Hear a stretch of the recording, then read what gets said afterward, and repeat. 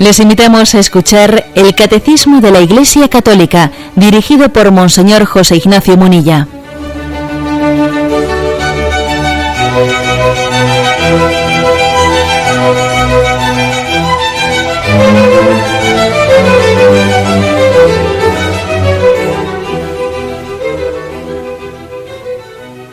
Un cordial saludo a todos los oyentes de Radio María. Un día más, con la gracia del Señor, proseguimos el comentario del Catecismo de nuestra Madre la Iglesia. Continuamos en esa explicación de la primera parte, de las primeras afirmaciones del credo. En concreto, estamos hablando de la creación. Creo en Dios Padre Todopoderoso, Creador de cielo y tierra. Esa parte del Creador, esa parte del Catecismo referente a la creación, habla de la catequesis sobre la creación, habla de la creación como obra de la Trinidad, del mundo creado para gloria de Dios, del misterio de la creación y finalmente de la providencia divina, dentro de la cual hoy abordamos el último de los apartados, que tiene como título La providencia y el escándalo del mal. Cómo compaginar nuestra fe en la providencia, el hecho de que Dios crea el mundo y cuida de él y lo dirige hacia su plan de salvación. Cómo compaginar eso con el mal, con la existencia del mal que nos hace sufrir y nos escandaliza a veces. Es a partir del punto 309.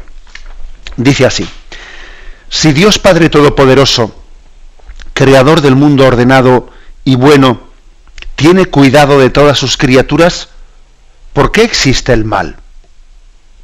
A esta pregunta tan apremiante como inevitable, tan dolorosa como misteriosa, no se puede dar una respuesta simple. El conjunto de la fe cristiana constituye la respuesta a esta pregunta.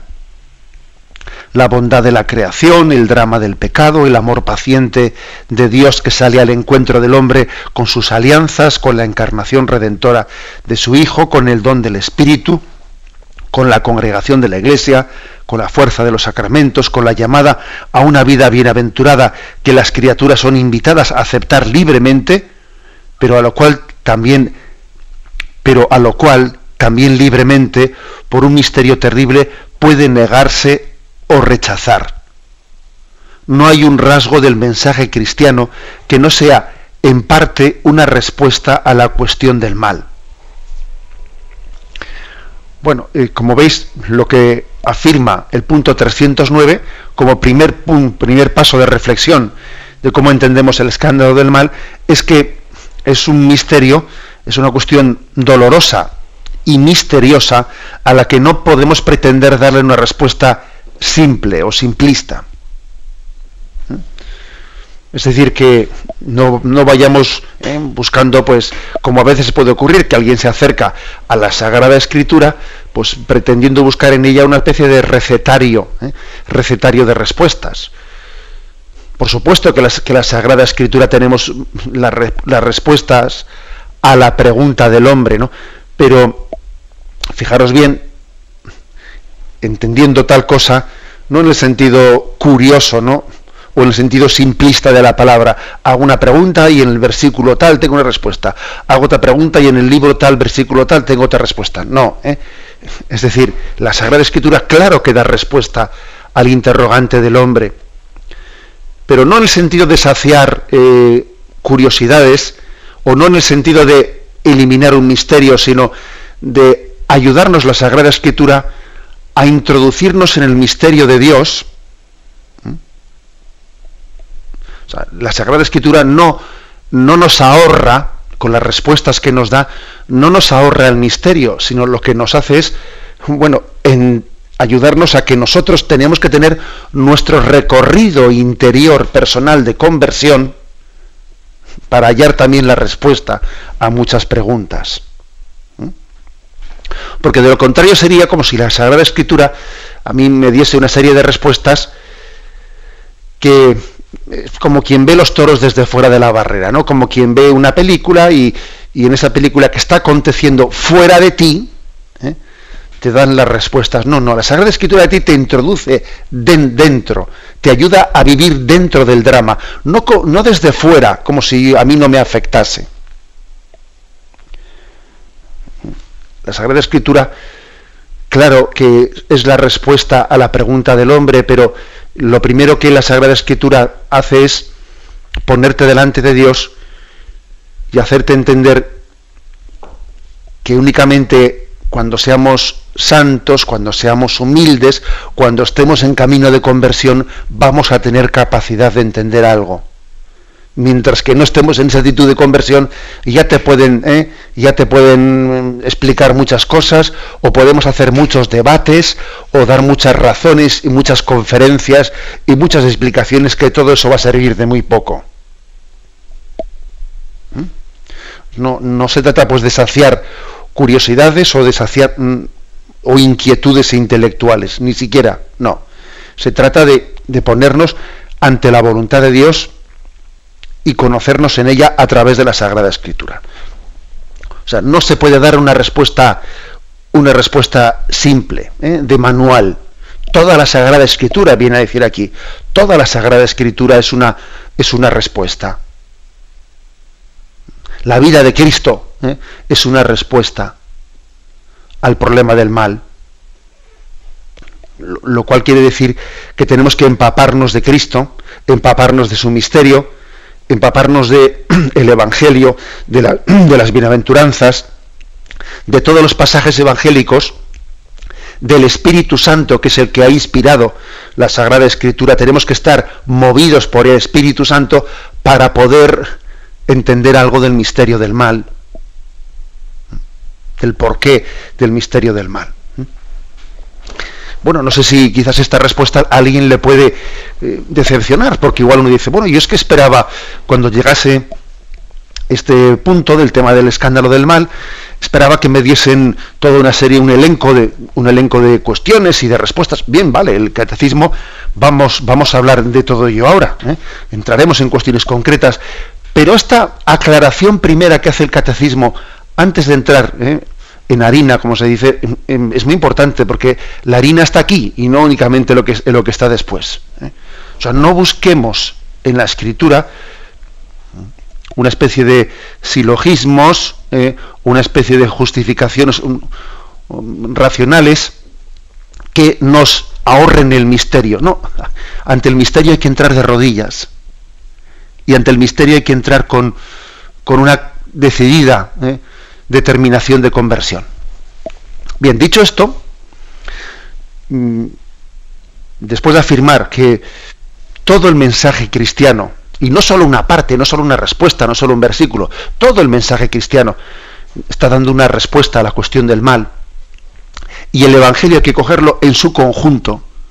El Evangelio no se puede coger pues como un pasaje y el otro pasaje lo dejo, y eso es muy peligroso, porque en el fondo estamos haciendo un evangelio a nuestra medida, a nuestra sensibilidad. Cojo determinada página del Evangelio con la que me siento identificado, la otra que no me cuadra tanto la voy dejando a un lado. Claro, en la medida que hagamos esa lectura cercenada de la palabra de Dios, nos va a costar mucho más dar respuesta al problema del mal, etcétera. Es importante acoger en su integridad y plenamente la palabra de Dios. Bueno, pues ese conjunto de la Sagrada Escritura y movida por el Espíritu que la ha inspirado es el que da respuesta al tema del mal. ¿Qué concreciones hace? Bueno, pues hace las siguientes concreciones. Dice, primero, la afirmación de la bondad de la creación. Segundo, la afirmación del drama del pecado. Tercero, la afirmación de la alianza que Dios hizo con nosotros para salvarnos del pecado. Y por último, la llamada a la vida eterna, ¿no? Quizás estos 4 son los elementos principales de toda la Sagrada Escritura para asomarnos a entender el misterio del mal. Primero, la bondad de la creación. Es decir, que no podemos olvidarnos, por el hecho de que exista el mal, de que también existe el bien. Y que es más, el mal nos resulta especialmente duro y escandaloso por el hecho de que el hombre se ha acostumbrado al bien y parece como si se sintiese con derecho, ¿no? Pues a recibir el bien. Es como un hijo que se ha acostumbrado a que sus padres le cuiden y entonces, claro, lo que se le hace especialmente duro es que en un momento determinado sus padres aparentemente no le cuiden, se olviden de él cuando él ya, no sé, se ha sentido como una especie de con derecho a que mis padres me cuiden y que diariamente yo tenga el cuidado, etcétera, etcétera. O sea, yo me he acostumbrado a recibir el bien de mis padres hasta el punto de que eso que es gratuito por su amor, eso que es gratuito, yo casi ya lo he sentido como si fuese un derecho mío, ¿eh? Como si tengo derecho a que mis padres me amen gratuitamente. La verdad es que es un amor gratuito, pero claro, por el hecho de que uno lo reciba diaria, continuamente en su vida, parece que ya forma parte de ti, ¿eh? Hasta el punto de que si un día te falta, se encienden todas las luces de alarma, ¿no? Bueno, esto es importante que lo digamos. Lo primero que hay que decir para reflexionar sobre el misterio del mal es que estamos acostumbrados al bien. Estamos acostumbrados al bien, ¿eh? Incluso habrá oyentes que piensan, pues a mí me parece que me han tocado todos los males. En el reparto parece que me han tocado todos los males a mí. Y yo le digo a quien piense eso, te equivocas.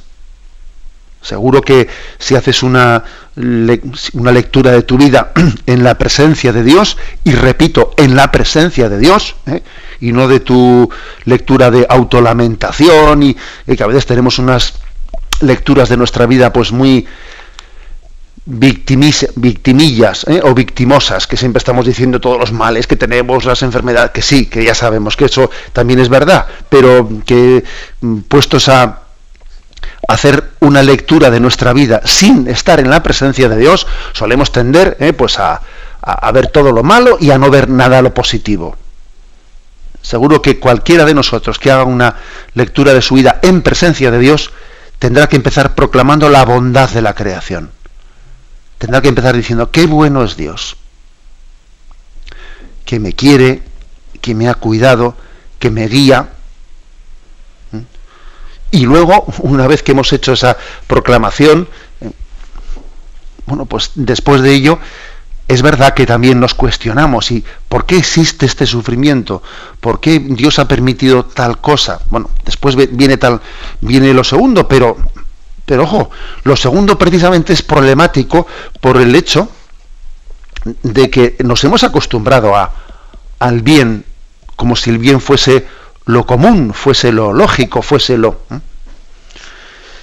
Esta es una primera afirmación. La segunda afirmación importante dentro del conjunto de la revelación es el hecho de que Dios creó un mundo bueno, pero también nos creó a nosotros libres, es decir, con la posibilidad de glorificar a Dios en el ejercicio de nuestra libertad, de amarle, de quererle libremente, pero claro, con la posibilidad también añadida de que utilizásemos mal de nuestra libertad. Es decir, existe el drama del pecado, y el drama del pecado ha introducido el mal en la creación. Ha sido como una distorsión que no ha destruido, pero sí ha herido el plan de la creación. No lo ha destruido totalmente. En eso también digamos que la espiritualidad católica se ha caracterizado por ser pues muy equilibrada, porque frente a algunas concepciones en las que se viene a decir que se viene a describir el pecado del hombre como una especie de destrucción total del plan de Dios, No, nosotros no hemos afirmado nunca tales cosas. Es verdad que el pecado hiere, afecta, deja tocado al hombre, tocada la creación, pero no le ha hecho perder esa característica de y vio Dios que era bueno, y vio Dios que era bueno. en el mundo sigue habiendo muchísimo más de bueno que de malo, a pesar del drama del pecado. Y ojo, que el drama del pecado es una cosa muy seria, es un misterio que a veces, bueno, pues nos puede llegar a impresionar hasta dónde puede llegar el pecado, la maldad y las consecuencias de la maldad,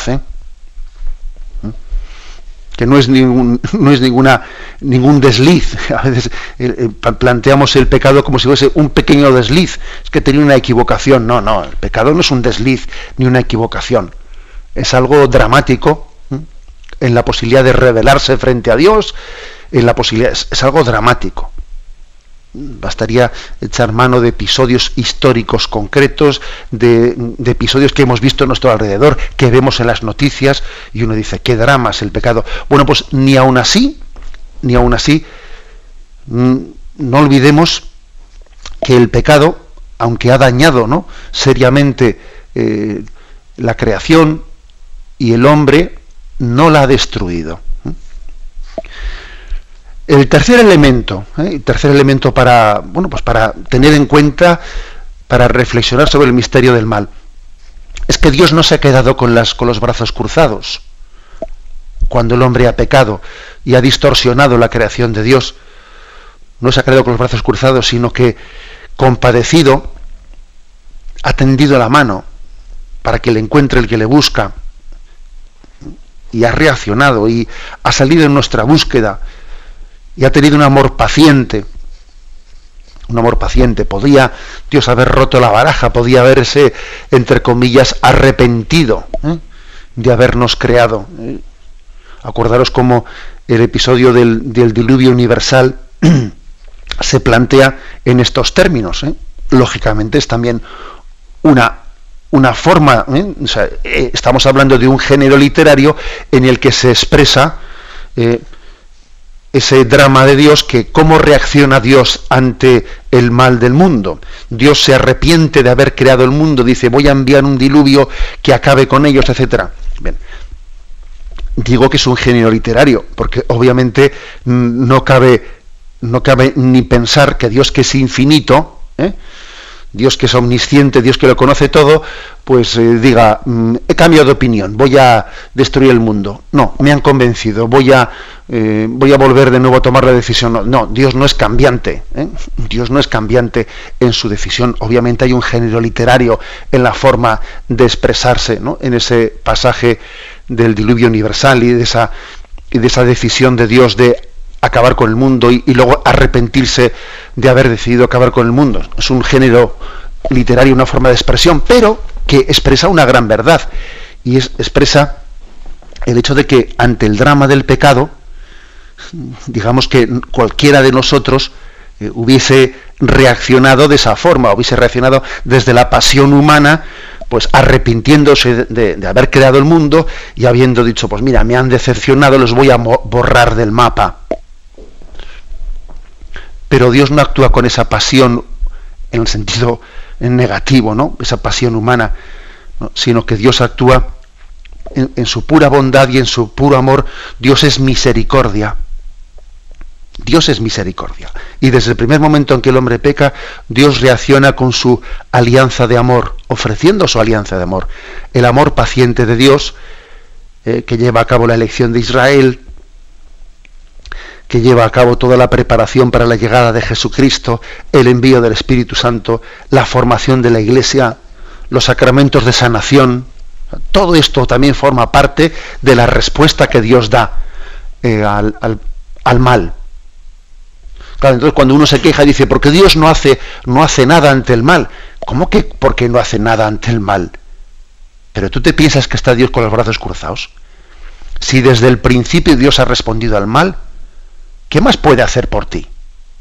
A ver, envió a los profetas, envió a su Hijo, lo entregó la vida de su Hijo a la cruz por tu salvación, para reparar el mal. O sea, ¿cómo puedes decir que Dios no hace nada? Y ha dado luz la Iglesia, que quiere acompañarte, que quiere alimentarte con la palabra, alimentarte con los sacramentos. Es decir, claro, es que todo esto está... por eso aquí decía este punto del catecismo, que aquí hay una unidad, que hay que cogerla en su conjunto, de lo contrario uno no entiende nada. Y finalmente, también es muy importante recordar que estamos llamados a la vida eterna.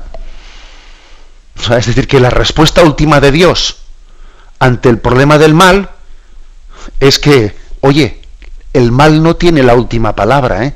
El mal existirá, pero la última palabra la tiene Dios. Y la última palabra, Dios nos promete que el mal no va a tener lugar en aquellos que se acogen a la misericordia de Dios. Y el cielo, la vida eterna, es la última palabra, en la que Dios lo será todo para todos y en la que el mal no tendrá lugar alguno. Bueno, pues esta es, digamos, todo el recorrido, digamos, de la historia de la salvación o del mensaje de la Sagrada Escritura, dentro del cual pues se da respuesta a esa pregunta: ¿por qué existe el mal? Tenemos un momento de reflexión y continuamos enseguida.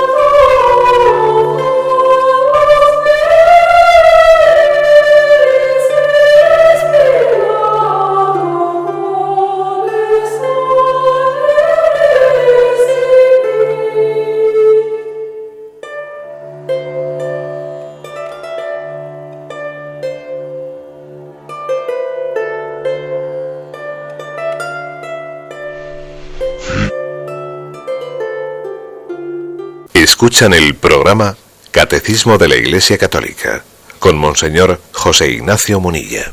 Continuamos en este apartado, la providencia y el escándalo del mal. Pasamos al punto siguiente, al 310, que dice: pero ¿por qué Dios no creó un mundo tan perfecto que en él no pudiera existir ningún mal? En su poder infinito, Dios podría siempre crear algo mejor. Sin embargo, en su sabiduría y bondad infinitas, Dios quiso libremente crear un mundo en estado de vía hacia su perfección última. Este devenir trae consigo en el designio de Dios, junto con la aparición de ciertos seres, la desaparición de otros, junto con lo más perfecto, lo menos perfecto, junto con las construcciones de la naturaleza, también las destrucciones. Por tanto, en el bien físico existe también el mal físico, mientras la creación no haya alcanzado su perfección. Bueno, allí habla, por lo tanto, es una primera afirmación hablando del mal físico. Sabéis que se suele hacer una distinción entre el mal físico y el mal moral. Bueno, el mal moral queda para el siguiente punto, que después comentaremos, pero ahora primeramente hace referencia este punto 310 al mal físico. Vamos a ver, Dios podría haber creado un mundo más perfecto que el que aquí existe. Pues sí, o sea, es decir, Dios es infinito, y como infinito y todopoderoso que es, aunque la creación verdaderamente es maravillosa, y aunque la creación está llena, es un reflejo de su bondad, pues ¿quién puede decir que Dios no podría haber creado un mundo con más grado de perfección que este? Pues es que si alguien dijese eso, diría incluso una blasfemia. O sea, estaría como negando el poder de Dios, ¿eh? Sería una blasfemia decir eso. Dios podía haber creado un mundo con mayor grado de perfección, físicamente que el que tenemos. En ninguna parte de la Sagrada Escritura se dice que este mundo sea perfecto. No, se habla de la creación como su propio nombre indica, como una criatura, y lógicamente se reconoce en ella los límites de la criatura. O sea, la creación es maravillosa, inmensa, sí, todo lo que queramos, pero es limitada, es una criatura.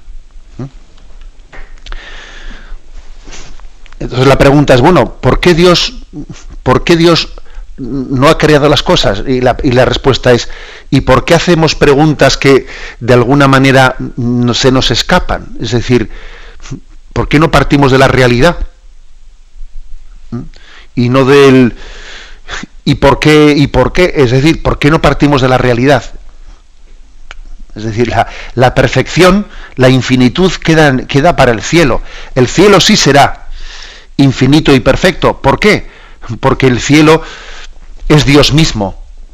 El cielo no es una especie de segunda creación en el sentido de que la primera fue imperfecta y la segunda creación será perfecta, ¿no? Es que el cielo es Dios mismo. El cielo es Dios mismo. Nosotros a veces nos hemos imaginado el cielo como una especie de lugar, un sitio, una habitación. Bueno, vamos a ver. El cielo es Dios mismo. Es su amor, es su bondad. Entonces, disfrutar del cielo no es disfrutar, como a veces nosotros, no sé, se imagina, ¿no?, en algún tipo de revistas, etcétera, pues como incluso también puede ser católicas, pero también a veces de algunas sectas, pues bueno, pues un jardín en el que hay unas plantas de las que sale todo tipo de frutos y allí pues puedes alimentarte. Bueno, todo eso son imágenes. La esencia del cielo es Dios mismo, contemplarle a Él, estar con Él. Por eso el cielo sí es perfecto, porque el cielo es Dios mismo, pero toda creación es limitada. Luego no le pidamos a esta tierra, a esta vida, lo que solamente le podemos esperar de la próxima, de la siguiente, que es Dios mismo, su perfección, su bondad infinita. Aquí infinito no hay nada más que Dios. Bueno, pues entonces el catecismo nos recuerda que Dios creó este mundo real, limitado, en estado de vía. Estado de vía es que no lo creó concluido, lo creó para que se perfeccionase, para que mejorase, para que tuviese un increscendo, un ir desarrollándose, ¿no? Y así la creación ha ido desarrollándose. ¿Qué ocurre? Pues que en ese desarrollo de la creación hay limitaciones, ¿no? Y entonces, pues para que la naturaleza se desarrolle, hay también en ella una especie de nacer, crecer, morir, o sea, todo un desarrollo que conlleva también su drama. El drama, pues, de que los terremotos, las placas tectónicas empujan unas a otras y hace que se eleven las montañas. Gracias a que las montañas se elevan, pues en ellas se forma ese ciclo de que pues la nieve descansa, de ella se derrite, bajan las aguas. O sea, tenemos toda una explicación, todo un misterio de equilibrio de la naturaleza, pero que ese equilibrio de la naturaleza tiene también unas leyes físicas, que existe un morir para vivir. Es así, Si el grano de trigo no cae en tierra y muere, no da fruto. Eso que Jesús utiliza como una imagen en los evangelios es también una ley de la naturaleza, que Jesús coge como ejemplo para la ley moral o espiritual de la vida. Pero fijaros que Jesús ha echado mano de una imagen de la naturaleza. Si el grano de trigo no cae en tierra y muere, no da fruto. En la naturaleza existen estos ciclos. Y entre comillas, hay males que están sustentados, mejor dicho, hay bienes que están sustentados en unos males. Males de naturaleza que son ciclos que son caducos, sobre los cuales después la naturaleza se regenera y va creciendo. Por lo tanto, afirmación del catecismo. Este mundo es maravilloso, pero es limitado, es una criatura. Que nadie pretenda buscar en él la perfección absoluta que solamente podemos encontrar en Dios. Aunque es verdad que es un reflejo de la maravilla de Dios, pero es un reflejo limitado. Y entendamos que Dios lo ha creado en estado de vía, es decir, increscendo, que de manera que sea como la antesala en el que, transformando el mundo, buscando, intentando crear la perfección en este mundo, nos estamos preparando para la perfección plena, que es la de la visión beatífica en el cielo. Cuando el hombre lucha contra las limitaciones de esta vida, cuando intenta buscar un mundo más perfecto, cuando intenta transformar la naturaleza, cuando intenta mejorar, entre comillas, ¿no?, en esta vida, se está preparando para el cielo. Dios ha querido que el hombre no esté con los brazos cruzados, no esté parado, sino que sea copartícipe de ese crecimiento del mundo hacia la perfección. Una perfección que no alcanzará por sí mismo, sino que solamente Dios nos podrá otorgar en la vida eterna. Pero quiere otorgárnosla como culminación de un proceso de crecimiento, de desarrollo, de perfección, en el que el hombre no se queda como mero espectador, sino que se lanza en la arena para luchar por la perfección en esta vida. Bien, esta es la respuesta que da el catecismo a la existencia del mal físico, porque es cierto que existe, ¿no?, un mal físico en esta vida, en este universo, fruto de la limitación. Eso que aprendíamos desde pequeños en el colegio, ¿no? Es propio de todo lo creado nacer, crecer y morir, porque es limitado. Nacer, crecer y morir. Tenemos un momento de reflexión y pasamos al punto 311 dentro de este apartado, la providencia y el escándalo del mal. Dice el punto 311. Los ángeles y los hombres, criaturas inteligentes y libres, deben caminar hacia su destino último por elección libre y amor de preferencia. Por ello pueden desviarse.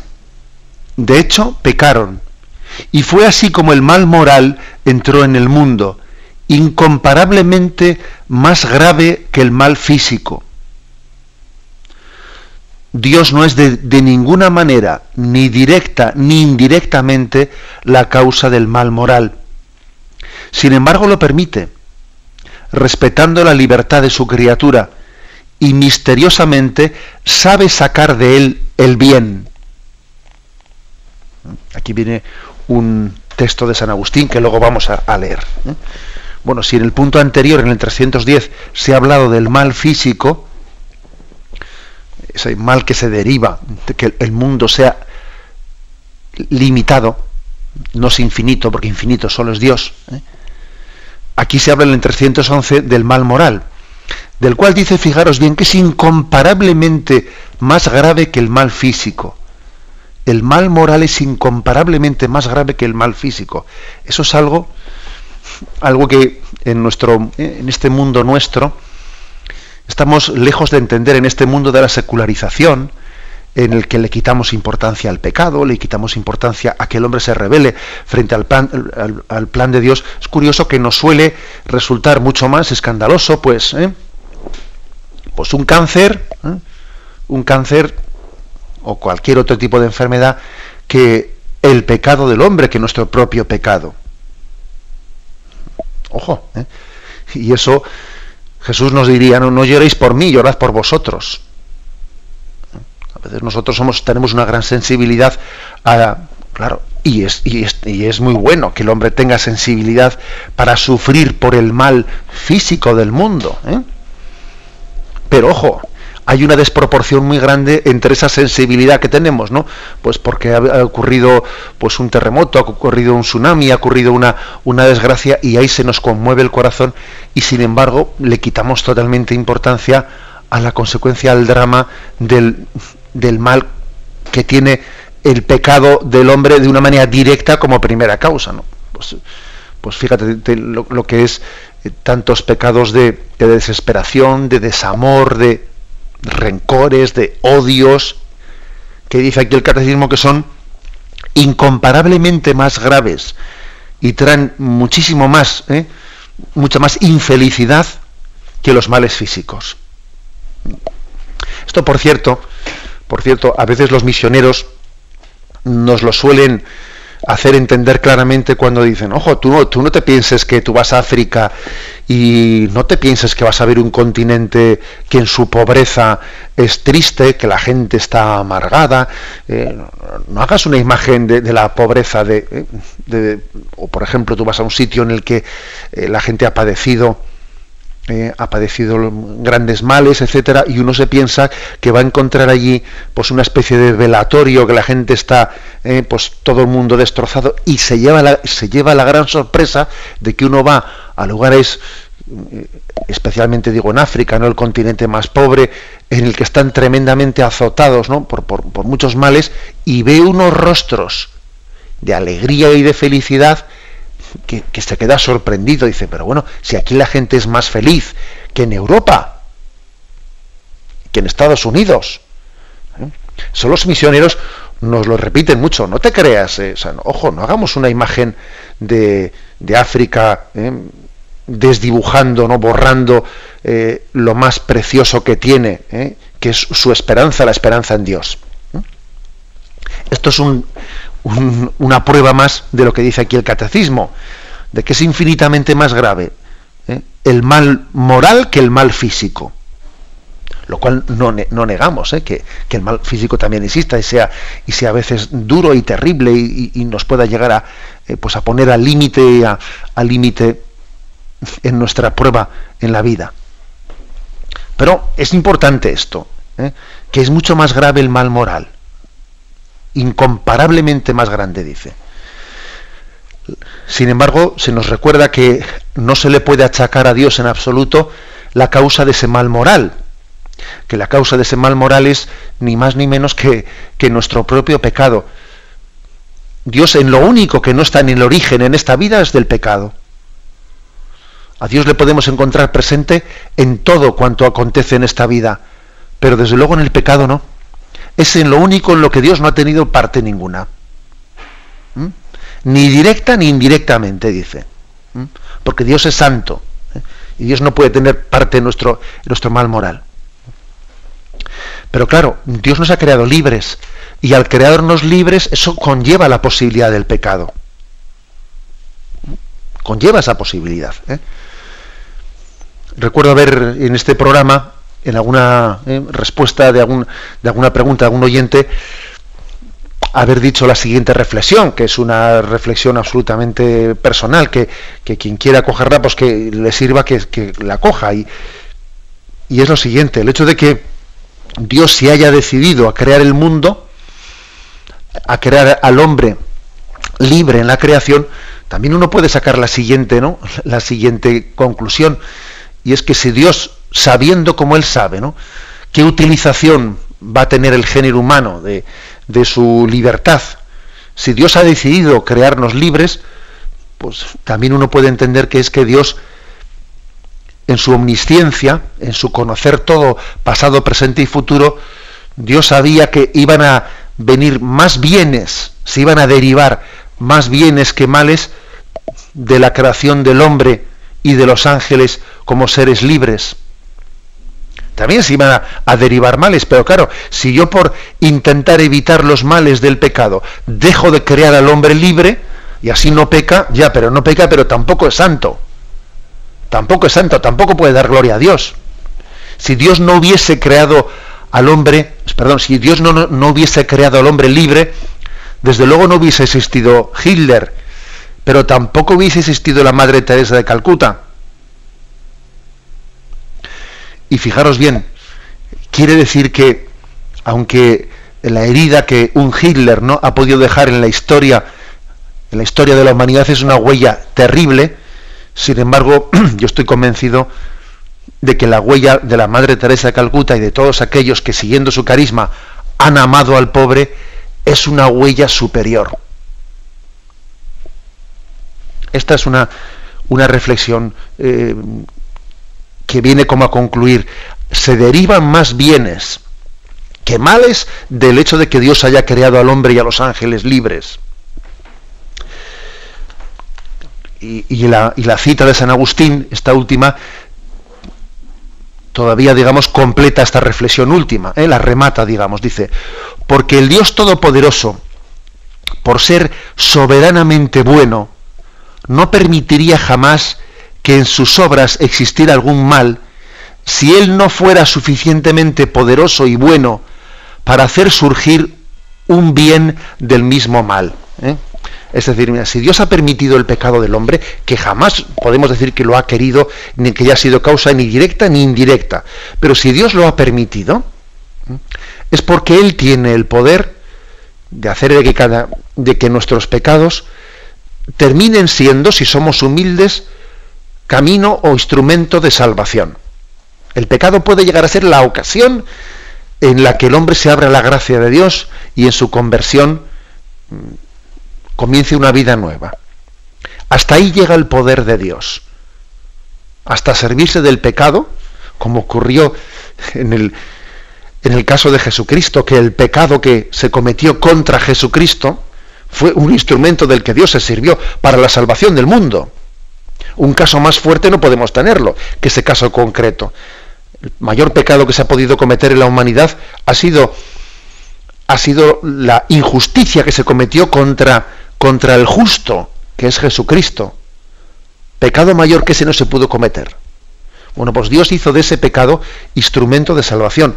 Eso apliquémoslo a cada cosa de nuestra vida. Si Dios ha permitido que yo meta la pata, si Dios ha permitido que haya episodios en mi vida de los que a mí me duele tremendamente cómo he metido la pata, como esto, como lo otro, mira, en vez de lamentarte, abrázalo, abraza y descubre en ello una llamada de Dios a la santidad.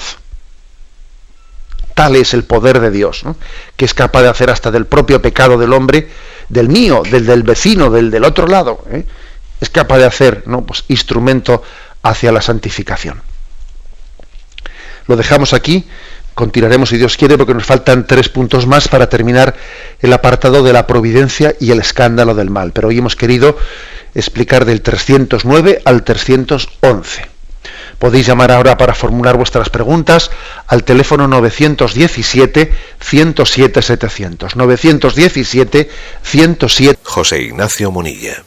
Sí, buenos días. ¿Con quién le hablamos? Buenos días. Adelante, le escuchamos. Con María. Adelante, María. Mire que digo, es que yo estoy bastante, bajo la iglesia los domingos con un trabajo muy grande, porque vivo en un 4º piso y estoy impedido del espeno, si no estoy a andar.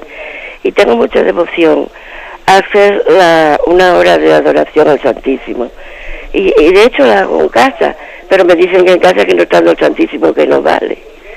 Y yo quería saber si valía. Mire, esa expresión de que si vale estando en casa, no vale estando en casa, pues no deja de ser una expresión un tanto, ¿cómo le diría yo?, infantil, O sea, que quien le hace ese tipo de consideración, yo pienso que, no sé, es un planteamiento un tanto infantil, Quiere decir que cómo podemos decir esto, si lo haces en tu casa vale o no vale. Vamos a ver, estamos en la presencia de Dios, y únicamente Dios sabe, Dios sabe cada rato de oración que hacemos, el grado de efecto y el grado de bien que hace nuestra alma. Claro que el hecho de que uno pues pueda estar físicamente presente pues en la iglesia, la presencia del Señor, por supuesto que esa presencia física, pues claro que ayuda, ¿no? Ayuda, pero no podemos darle un grado de criterio absoluto, porque es que Dios se hace presente donde Él en su soberanía quiere hacerse presente, y en la medida en que usted tiene una dificultad, que más quisiera usted de poder tener más facilidad de desplazarse y estar presente todos los días, pues delante del Señor en su parroquia, usted sería la primera que desearía tener tal facilidad, ¿no? O sea que, por lo tanto, hay que decir que el efecto que puede tener en nosotros pues una oración, cuando nosotros asumimos una dificultad, una incapacidad de podernos desplazar y digo, Señor, me gustaría estar contigo en la iglesia, pero ahora tengo que aceptar mi limitación y estoy aquí pues en mi cuarto, y en mi cuarto pues mira, pues igual me sirvo de una imagen, aunque no tenga la presencia real de Cristo en la Eucaristía. En esa aceptación de las propias limitaciones hay un camino de santificación muy grande, Por eso creo que hay que quitarnos, ¿no?, ese tipo de reflexiones que yo me atreví a decir que son como un tanto infantiles, un tanto simplistas. Esto vale o no vale, pero bueno, pero ¿quiénes somos nosotros para evaluar las cosas sin caer en cuenta de que lo definitivo es la presencia de Dios en nuestra vida? Y no únicamente, pues, podríamos decir, los hechos o los actos externos, no son los actos externos los que le dan validez a la oración, sino que es el acto de la presencia de Dios. Damos paso a un siguiente oyente. Buenos días. Hola, buenos días. Sí, adelante. Escuchamos. Monseñor, me llamo José de Mérida y le voy a poner un caso que otro que he tenido y quería usted que me ayudara. Una madre que pierde a un hijo en un accidente de tráfico, enfermedad incurable. Sea o no creyente, ante estos casos mi postura es empática y en silencio, pero esta mujer no es María. ¿Cómo puede aceptar esta situación? Es voluntad de Dios, para ella no es suficiente la resignación y menos la aceptación. ¿Me podría ayudar un Señor para que yo pueda transmitir a esta persona esperanza y tranquilidad? Sí. Muchas gracias. La verdad es que esa pregunta que hace el oyente es una pregunta pues verdaderamente concreta y práctica, que es la que se nos presenta en el día a día frente al problema del mal. Cuando al principio del programa he dicho que no podemos esperar una especie de respuestas de recetario que nos dispensen de ponernos delante de Dios y delante de la llamada que Dios nos hace a la conversión, pues por ejemplo creo que esa reflexión que he hecho se aplica a este caso. Es decir, esa madre para poder dar una respuesta, ¿no?, a lo acontecido en su vida, porque para una madre quizás lo más duro que le puede ocurrir es ella enterrar a su hijo. Siempre una madre o un padre se ha imaginado que su hijo le entierre a él, no que él le entierre a su hijo, ¿no? Y entonces el que tenga que cambiar ese esquema, pues es algo que le hace temblar sus propios cimientos. Es muy frecuente tal drama cuando ocurre eso, ¿no?, cuando se cambia el orden de la partida de este mundo. Y entonces estoy convencido que la respuesta a ese drama implica la conversión de la persona, implica el que esa madre se ponga en presencia de Dios y entienda que esta vida es un misterio de caminar hacia una meta, y en ese misterio de caminar hacia una meta existe toda una tarea de purificación en nuestra vida, existe toda una llamada a la conversión dentro de ella. Entendiendo esto, ¿no?, adentrándonos en este misterio de conversión, posiblemente nos asomemos a entender las cosas desde Dios, porque estoy convencido que cuando estemos en Dios, cuando estemos en la otra vida, desde luego, ¿quién ha muerto primero? Si la madre o el hijo. Y si uno murió joven o ya marchó de esta vida cuando ya tenía los años ya muy prolongados, será una cuestión verdaderamente menor. Desde luego no va a tener mucha importancia cuando estemos en Dios si hemos muerto jóvenes o hemos muerto mayores. Lo único importante será pues nuestro grado de santidad y nuestro grado de apertura al don de la misericordia de Dios. Eso va a ser lo importante. Pero claro, entender eso, aquí, eso supone que esta madre esté en ese camino de conversión, esté en ese camino de llamada a la vida eterna. Que cuando nos despedimos de los seres queridos no les decimos adiós, les decimos hasta luego. Ojo, les decimos hasta luego. Y nosotros, a veces por nuestra falta de fe, a la hora de la muerte de un ser querido, nos quedamos con el adiós y nos olvidamos del hasta luego. El hasta luego, que es que, ojo, que lo definitivo es que estamos llamados, ¿no?, a ese encuentro con Dios. Y de manera que el orden, la forma, las circunstancias pueden ser duras, claro que pueden ser muy duras, pero al fin y al cabo esas circunstancias son circunstancias. Lo principal y lo definitivo es el encuentro con Dios. Damos paso a un siguiente oyente. Buenos días. Buenos días. Adelante, le escuchamos. Mi pregunta es, si comenta usted que el diluvio es un género literario, la Torre de Babel y los descendientes y todo lo que sigue, entonces ¿qué explicación tiene? Vamos a ver. La explicación está en conjunción con la anterior. Vamos a ver, yo cuando digo que en el libro del Génesis, ¿no?, en toda la Sagrada Escritura existen géneros literarios, eso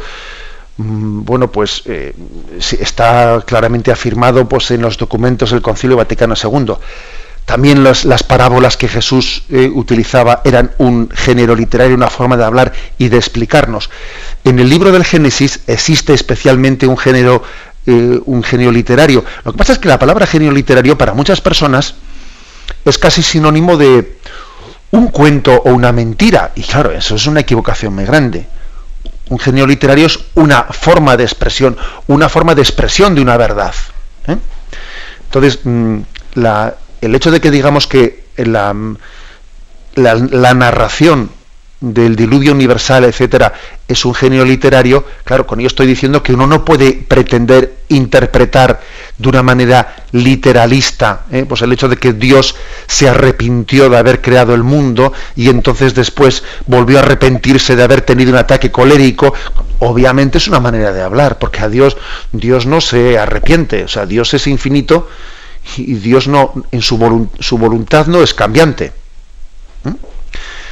Y cuando hablamos del tema de la Torre de Babel, etcétera, bueno, pues el mismo principio. O sea, en la Torre de Babel lo que se hace es escenificar el pecado de la soberbia del hombre frente a Dios, de un querer ser como dioses, de un no querer aceptar humildemente pues la llamada de Dios y pretender erigirnos por encima del juicio último de Dios. Esa Torre de Babel hay que interpretarla.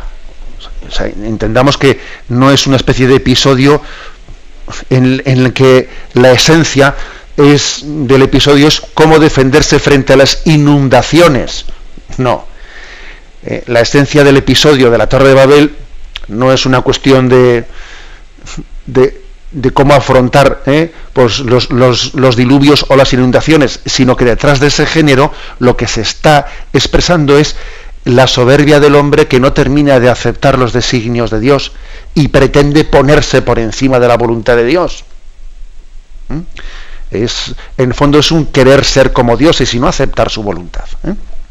Adelante, vamos a pasar al siguiente oyente brevemente. No sé si me dará tiempo de consultar. Te quería consultar 3 cosas, consultaré solo uno, a ver si... Vale. Que una persona que se dice que se confiesa directamente con Dios, ¿qué se le podía decir? Vale, de acuerdo. Si quiere usted, pues mañana puede igual hacer alguna pregunta más, ¿no? Vamos a ver, yo a la persona que dijese yo me confieso directamente con Dios, yo por lo menos he solido muchas veces decir lo siguiente: bueno, ¿y por qué no dices lo mismo del resto de los sacramentos? ¿Por qué no dices tú yo me bautizo directamente con Dios? O yo recibo la comunión yo mismo directamente con Dios. O sea, es decir, ¿por qué tienes claro que en otros sacramentos recurres a la mediación de la Iglesia y en este otro sacramento dices que aquí no, aquí me lo doy yo mismo? O sea, es decir, es una contradicción. Todo sacramento es recurrir a una mediación de la Iglesia, a una mediación sacramental, y pretender que en un sacramento, por el hecho de que a mí me suponga más sacrificio de abrir mi corazón, decir, no, aquí no recurro a la mediación, yo mismo me arreglo con Dios. Es una especie de jugar con los sacramentos. Los sacramentos no son a la carta. Los sacramentos son 7 y son el don de Cristo a su Iglesia. La bendición de Dios Todopoderoso, Padre, Hijo y Espíritu Santo, descienda sobre vosotros.